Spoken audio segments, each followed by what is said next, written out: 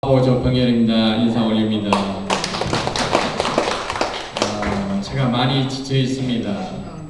평창 한왕기 군수의 간절한 요청을 받고 평창이 살려야 대한민국이 살 수 있다. 지금 반절 거의 2분의 1 이상이 경매가 들어갔으니 이걸 살려주시오 해서 3개월 동안 밤낮을 가르지 않고 제가 과로로 쓰러져 가면서까지 7일날 저를 여기까지 모시러 와서 제가 다녀와서 정책을 만들어 드리고 오니라고 사실은 오늘 김동철 회장님의 요청을 받았지만 거절할 수가 없어서 왔습니다. 많이 지쳐 있습니다.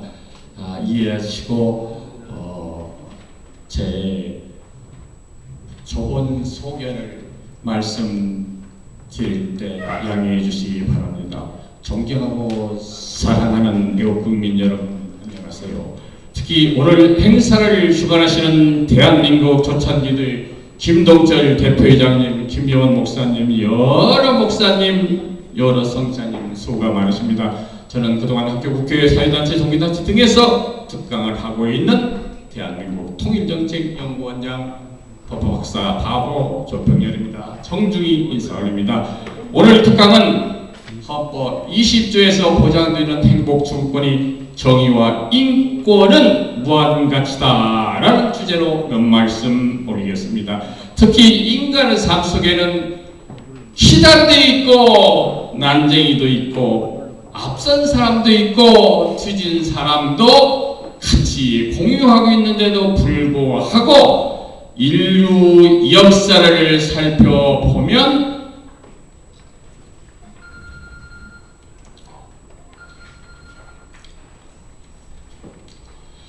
자기의 이익만을 선정하려고 사상, 종교, 민족, 지역, 갈등의 분쟁을 수없이 하면서 이익을 서로 선정하기 위한 전쟁을 해왔으나 하나님의 섭리로 해결하지 못할 바가 없다고 저는 강력히 주장합니다. 나아가 하나님의 섭리에 따른 우리 주님은 뜻과 생각을 성경에 담아 인간의 삶의 바른 방향을 제시하고 있으므로 이런 난제는 주님의 거룩하신 사랑만이 해결할 수 있다고 확신하기 때문에 바로 성경은 우리 삶의 방향과 신앙을 나집하자 교과서라고 힘주어 강조합니다. 우리 주님은 마태복음 7장에서부터 11절까지 우리가 무엇을 행할 때 구하면 주시고 찾으면 찾을 것이고 두드리면 열릴 것이라고 우리 간절한 간구에 응답을 기록해 주시고 약속을 예언하고 계십니다.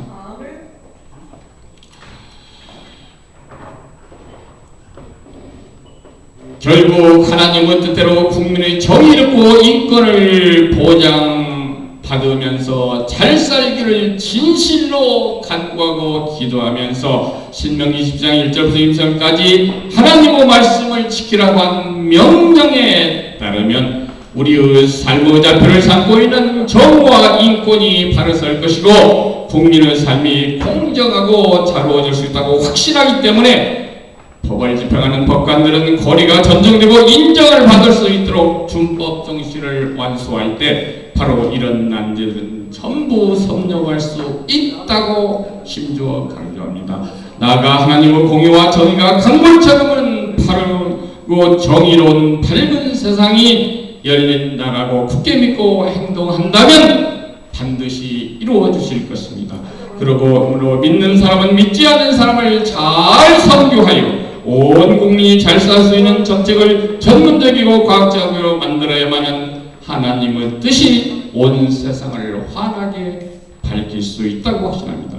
제가 그동안 간도와 기도하면서 국민을 살리기 위하여 준비한 여러 정책 중 한두 가지만 간단히 보고드리겠습니다. 동의하지 않는 분은 양해해 주시기 바랍니다. 저는 오늘 특강 주제는 우리 헌법에서 보장하는 행복주권 중 정의와 인권은 무한가치다라는 큰 주제로 선정했습니다.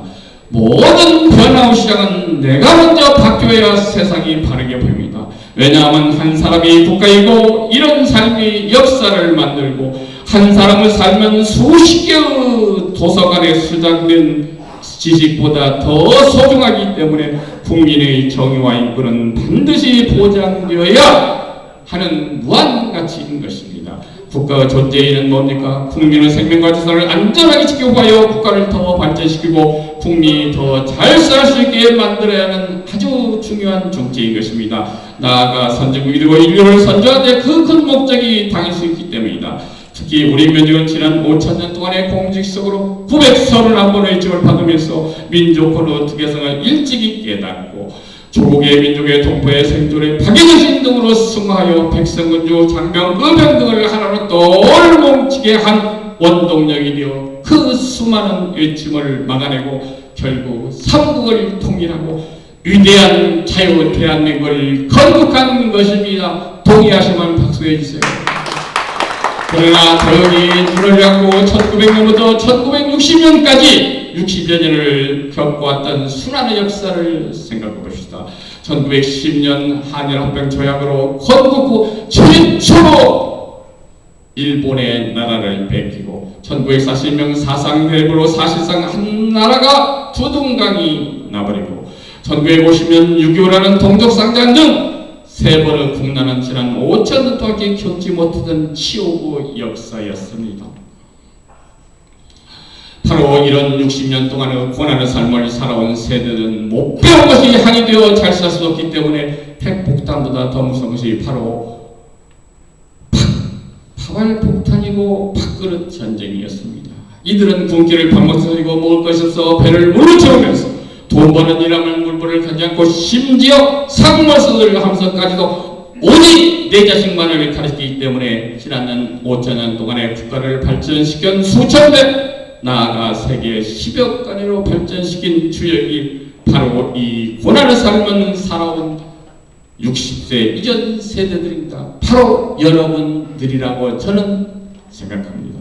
국가는 이와 같은 자랑스러운 애국자들에게 천재 평생 동안 점심학기를 무조건 대접해서 그동안 굶주린 배를 채워드려야 된다고 또 그 누구를 치워야 된다고 생각합니다. 둘째로 이런 자랑스러운 애국자들에게 평생 동안 매월 100만 원 이상을 지급해서 편안한 노후를 보장해드려야 국가다운 국가라고 저는 생각합니다. 셋째로 그런 이런 애국자들이 살아온 고난의 삶의 역사를 교과서에 수록하여 교육시킨다면 후손들이 이를 큰 교훈으로 삼고 큰 가르침으로 삼으면 국가교육은 가장 바르게 이루어질 것입니다. 동의하십니까?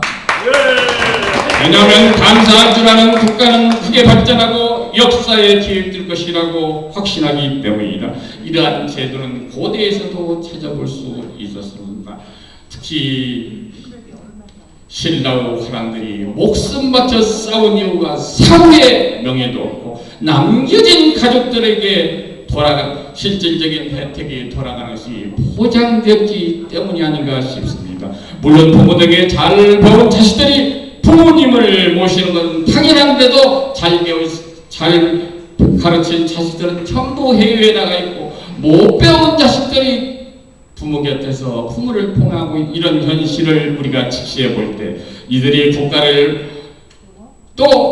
국가를 지키면서 부모를 모시기 위한 그 무거운 짐을 양어깨에 걸머지고 국가는 있기 때문에 국가는 같이 공유해 준다면 국가는 더 발전하고 국민은 보다 더 행복할 것이라고 강력히 주장합니다.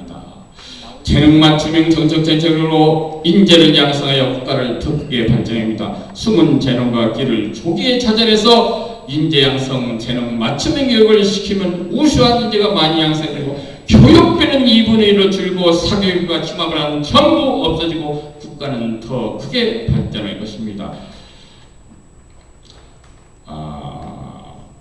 국사 중 가장 중요한 정책이 인재 양성 정책과 출산 장려 정책이라고 저는 생각합니다.